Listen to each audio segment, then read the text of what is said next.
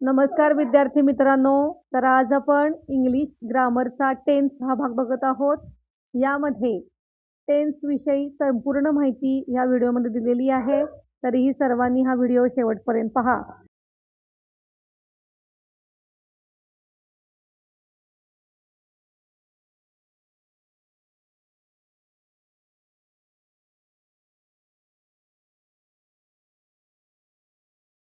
Past tense it tells us about the action that happens in the past. म्हणजे भूतकाळात घडलेली कृती, घटना याला म्हणायचं पास्ट टेन्स.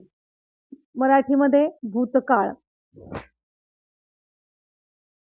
यामध्ये yesterday, last, ago, in the past, then, before अशा प्रकारचे जेव्हा शब्द येतात तेव्हा लक्षात घ्यायचं की हे पास्ट टेन्सचं वाक्य आहे.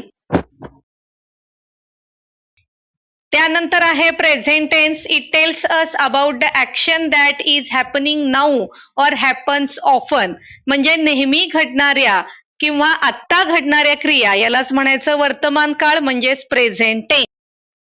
यामध्ये now, right now, everyday, always, often, usually अशा प्रकारचे शब्द जेव्हा वाक्यामध्ये वापरलेले असतात तेव्हा ते वाक्य प्रेझेंट काळ. तिसरा काळ आहे future tense. It tells us about the actions that will happening in the future. म्हणजे भविष्यात घडणाऱ्या कृती याला सगळ्याला म्हणायचं फ्युचर टेन्स म्हणजेच भविष्यकाळ. तर यामध्ये tomorrow, next, soon, will, in the future अशा प्रकारचे शब्द जर वाक्यामध्ये आले असतील तर ते वाक्य फ्युचर टेन्सचं असतं, हे लक्षात घ्यायचं आहे. I visited my uncle yesterday म्हणलं की आला past tense. I read a book everyday म्हणलं की present tense. And I will go the park tomorrow म्हणलं की आला फ्युचर टेन्स.